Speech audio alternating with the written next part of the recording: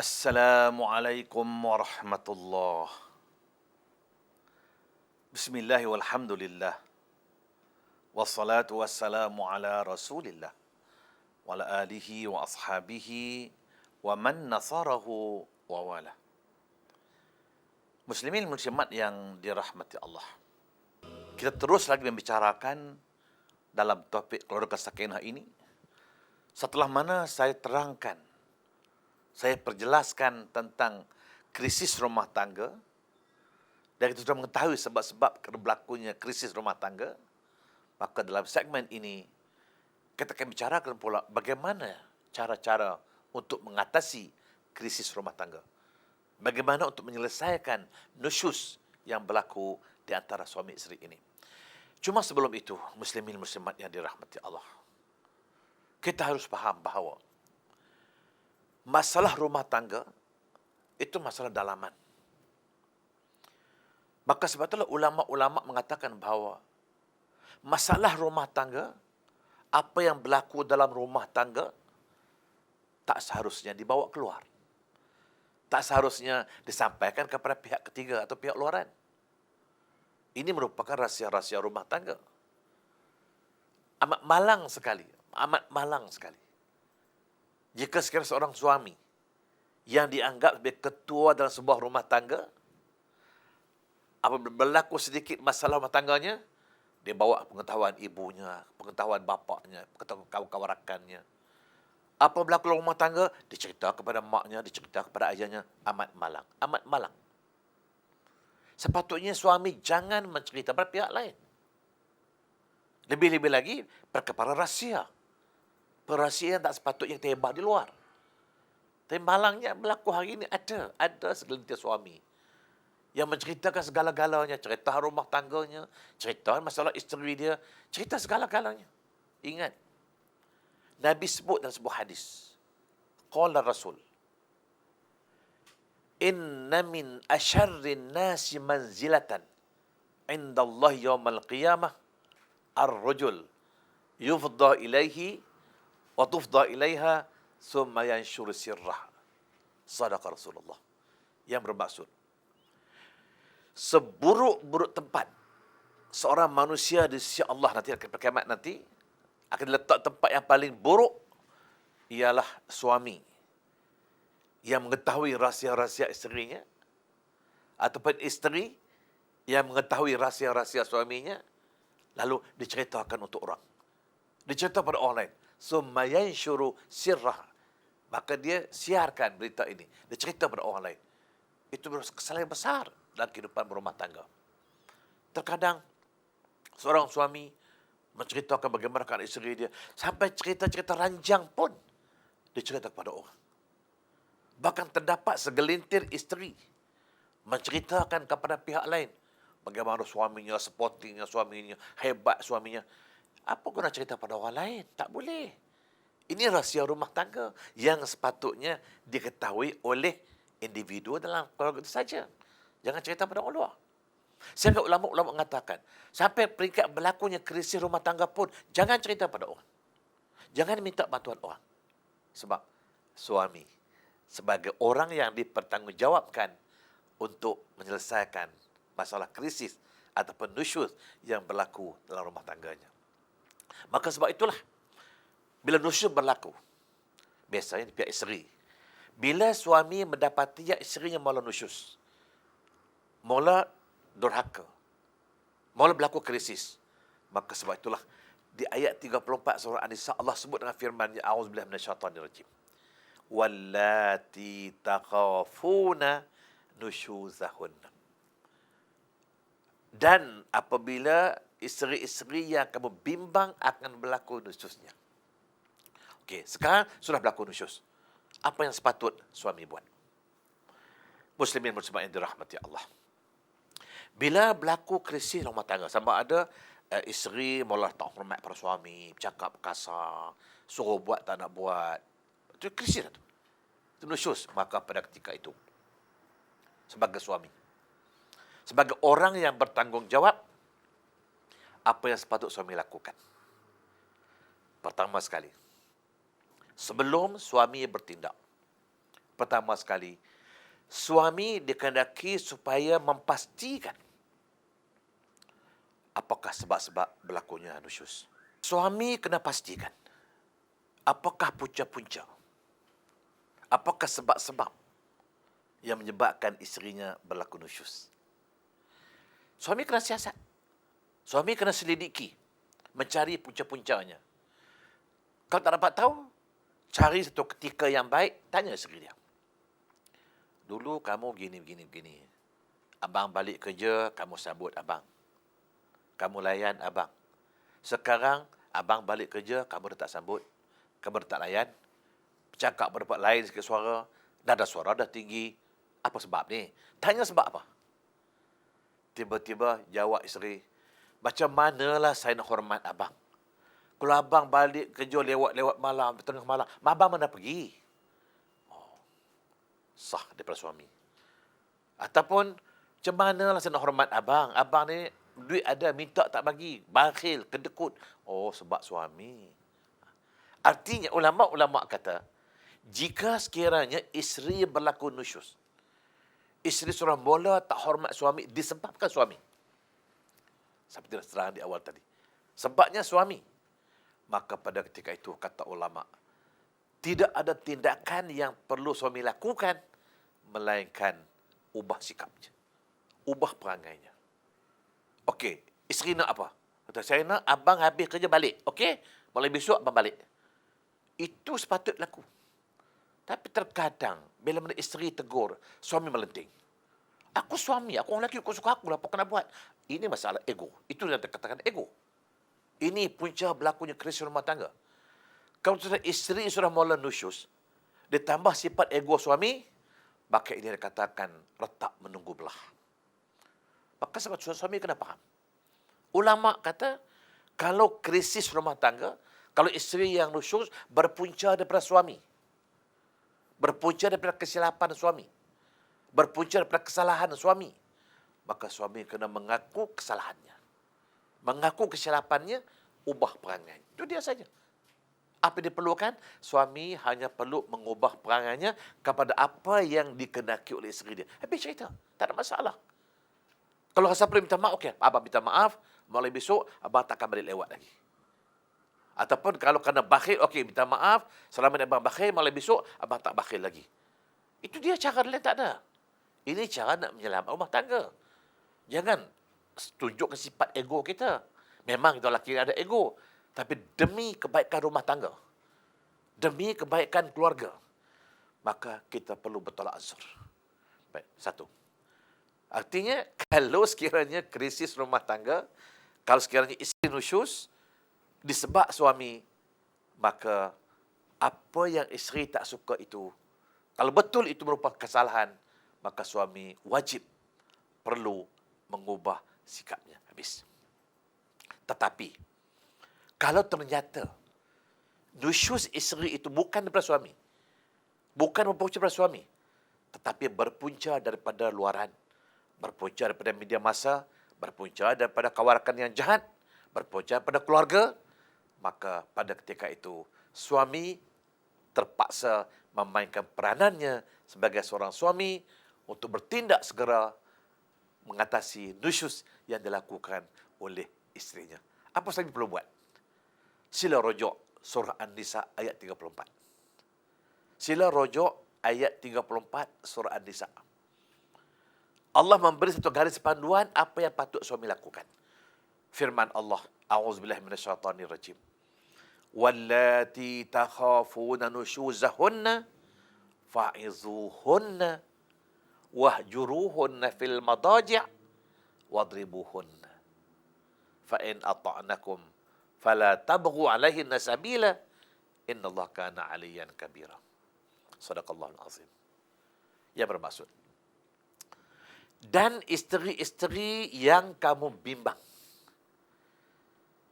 akan berlaku nusyus, mula-mula nampak bibit-bibit nusyus, sudah adalah mula tak hormat suami, cakap kasar, mula tengking suami, tak nak layan suami, itu sudah bermulalah bibit-bibit nusyus.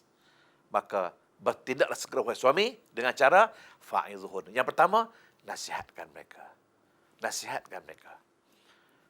Kau jangan dengar cakap mak engkau, aku suami engkau. Apa mak kau cakap, tolak ke tepi. Depan dia aku mengangguk lah. Tapi dalam rumah tangga kau jaga, itu kalau punca daripada campur tangan bapa. Kalau punca daripada kawarakan yang jahat, cakap pada dia, kau jangan dengar cakap kawan-kawan kau, perempuan tak guna, tu perempuan jahat. Mereka benar nak merosak rumah tangga kita, nasihat dia dengan cara yang baik. Nasihat dengan cara yang baik.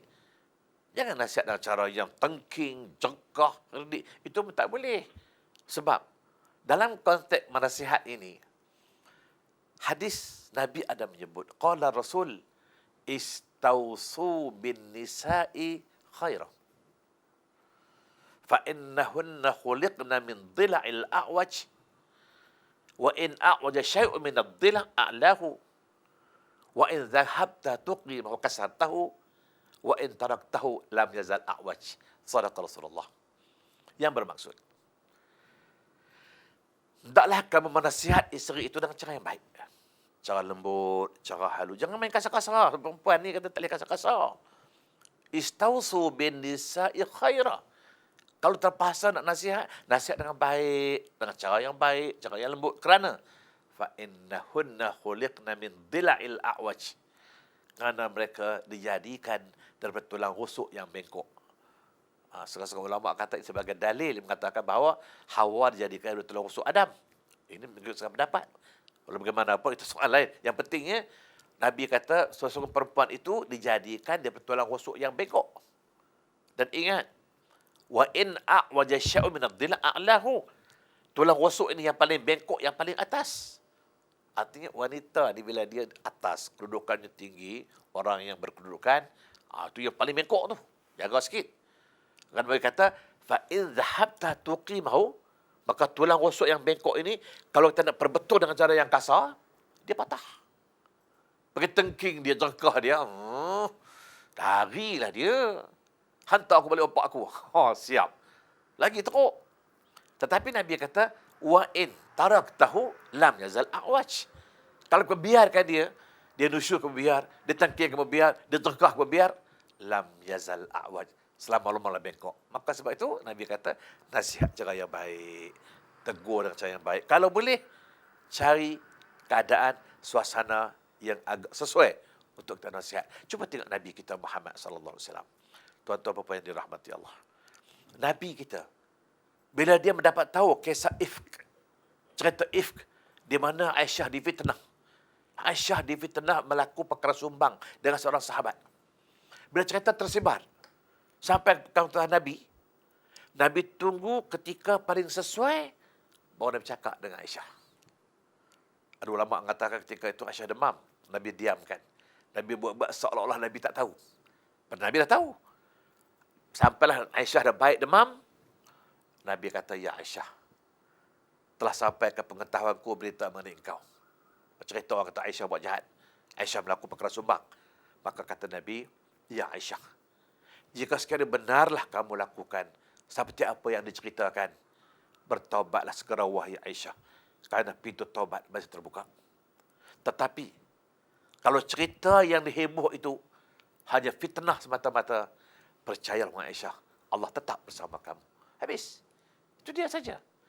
Bagaimana Nabi mengajar kita, kalau terpaksa kita tegur. Kalau terpaksa kita nasihat, maka nasihat dengan cara yang baik. Okey. Kalau sekian nasihat memberi kesan, alhamdulillah. Dia dengar cakap kita. Dia patuh kepada nasihat kita. Alhamdulillah. Tak ada masalah. Tapi kalau kita nasihat dia makin mengada-ngada, alah belah lalu, kata dia. Lalu apa korang, kata dia. Sudah. Nasihat tak mahu terima, maka ulama kata, berpandukan ayat tadi, maka bolehlah kita berpindah kepada tindakan yang kedua setelah kita yakin tindakan pertama nasihat tak beri kesan. Apa dia? Iaitu wahjuruhunna fil madaja'. Tinggalkan tempat tidur. Ada ulama kata maksud dia biar tidur seorang, suami tidur lain. Kalau rumah sebilik, biar isteri tidur lain bilik, suami tidur luar bilik. Kalau rumah 2 bilik, 3 bilik, suami tidur bilik ini, biar isteri tidur bilik dan seorang. Itu maknanya wahjuruhunna fil madaja'.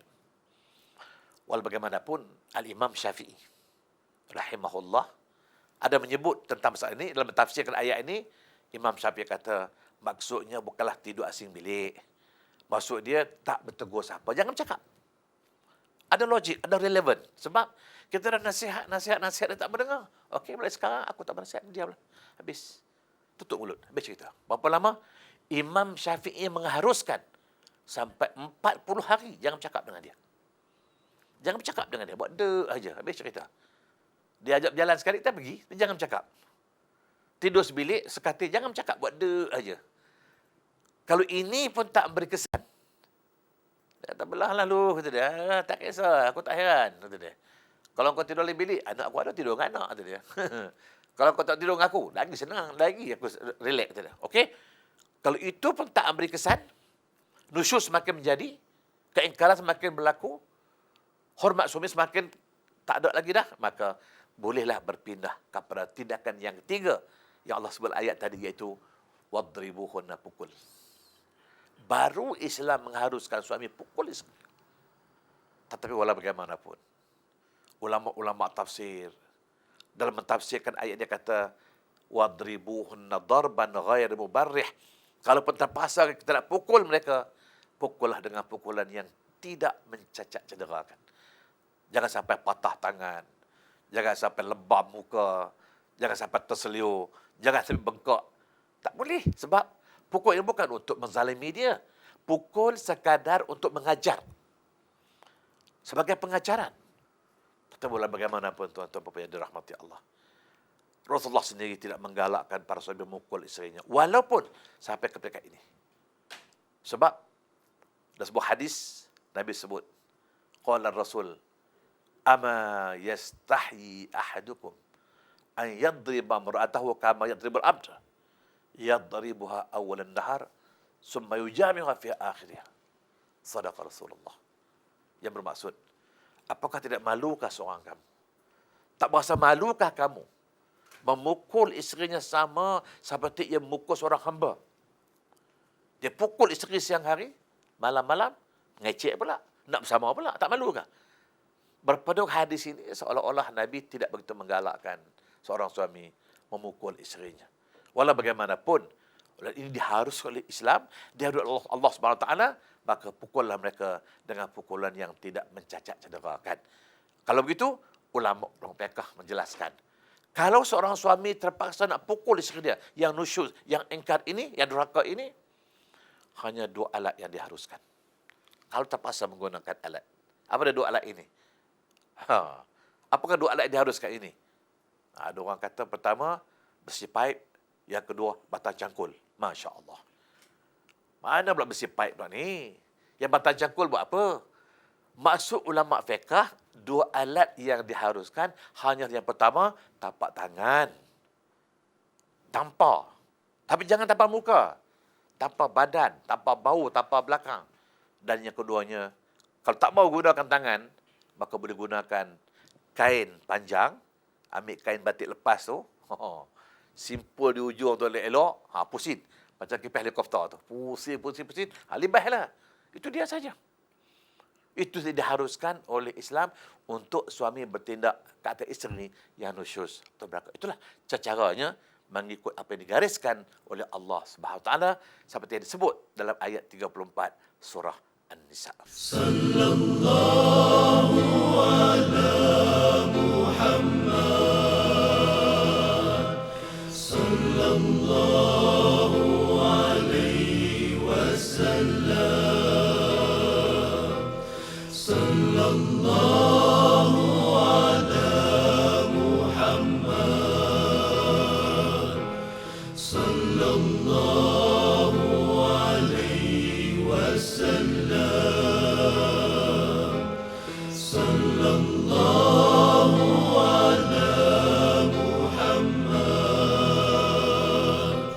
Sallallahu alaihi wasallam. Sallallahu ala Muhammad.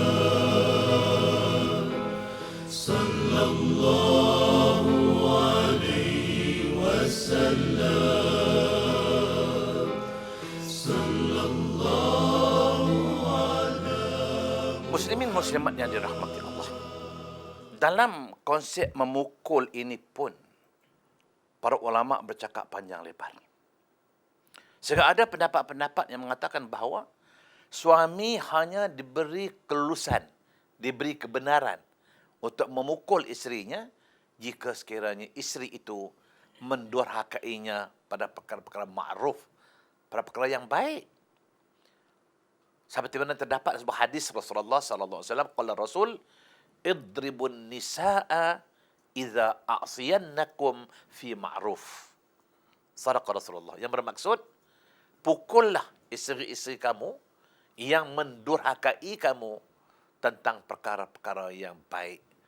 Suruh semayang, tak nak semayang. Suruh tutup aurat, tak nak tutup aurat. Itu perkara baik. Maka kita nasihat, kita pulau, bawalah kita pukul. Itu pun ada setengah ulama berpendapat mengatakan bahawa kalau sekiranya pukulan itu boleh mencacat cederakan. Sama ada mencacat cederakan orang yang kena pukul, isteri, ataupun boleh memudaratkan orang yang memukul, iaitu suami. Maka konsep pukul tak sepatut dilakukan. Pening kepala kita. Macam mana ni? Macam mana boleh memudaratkan orang yang kena pukul? Memudaratkan orang yang memukul macam mana? Tak mungkin. Mungkin. Suaranya kita katakanlah kalau seorang isteri kena pukul, sekali tampar ya, lembek. Seminggu masuk wad. Itu mudarat. Maka jangan pukul. Ataupun boleh memudarat orang yang memukul, suami. Macam mana pula suami boleh datang mudarat? Boleh jadi dia tak sedar yang isteri itu silat cekak harimau punya orang. Suami tak tahu. Silat-silatkan dia nak pukul saja. Sebelum isteri kena pukul, isteri mengelak. Tak. 5 biji balik pada suami. Tak teruk tu. Maka sebab itu, tak usahlah pukul. Walau bagaimanapun. Oleh kerana Allah mengharuskan pukul, kalau terpaksa pukul, maka pukullah bertujuan untuk mengajar. Bukan untuk menzalimi dia. Bukan untuk melepas geram dan sebagainya. Muslimin muslimat yang dirahmati Allah. Sampai ke peringkat ini. Jika sekiranya nusyuk isteri masih terus berlaku. Tak mau dengar cakap suami, engkar suami, tak hormat suami. Masih berlaku. Dia tak menjalankan tanggungjawab seperti tersebut dalam siri tanggungjawab. Maka pada ketika itu, kalau si suami masih sayangkan isteri dia, baru boleh suami menyerahkan krisis rumah tangganya, masalahnya kepada pihak ketiga. Allah sebut dengan firman-Nya, A'udzubillahi minasyaitonirrajim, seperti mana yang terdapat dalam surah firman Allah dalam Quran, iaitu A'udzubillahi minasyaitonirrajim, wa in khiftum shiqaqa bainihima fab'athu hakaman min ahlihi wa hakaman min ahliha.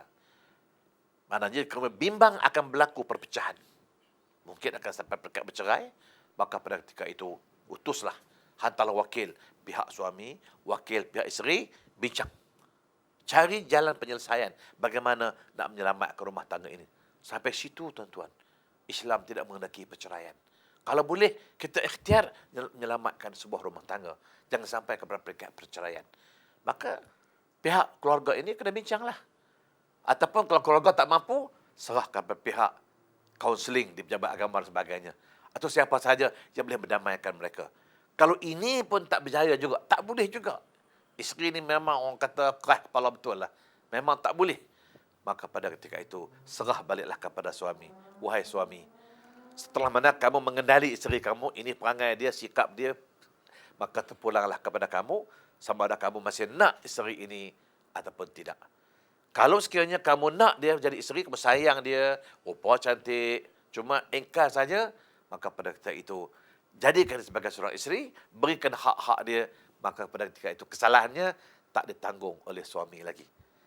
Tapi kalau kamu tak mau, kamu rasa dah meluat, dah meloyor dengan dia, perangai tak senonoh, maka bolehlah lepaskan dengan cara yang baik. Sebab tu Allah sebut dalam surah Al-Baqarah ayat 229. Saya lihat surah Al-Baqarah ayat 229.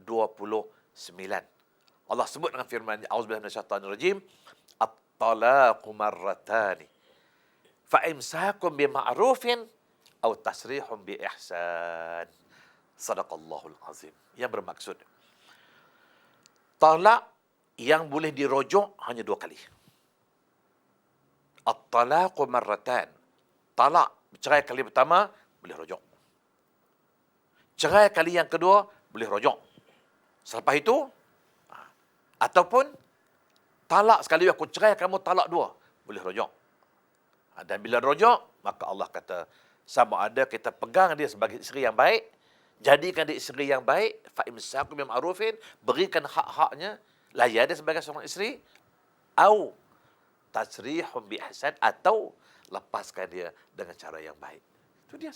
Dalam Islam, kalau tak nak dia, lepaskan. Ceraikan dengan cara yang baik.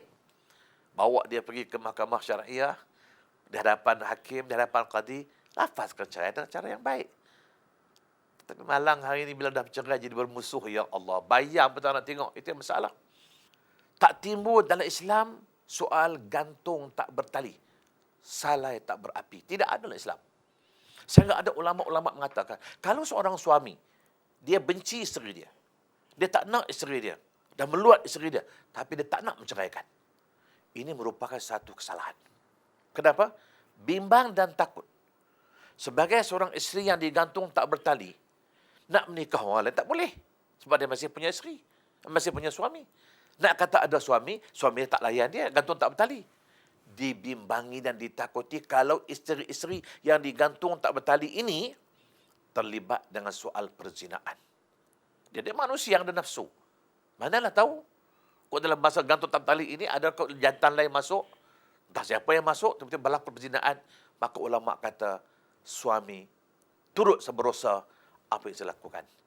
Maka sebab itulah, di akhir sekali, sampai peringkat tak dapat kita selesai masalah krisis, maka bercerailah dengan cara yang baik.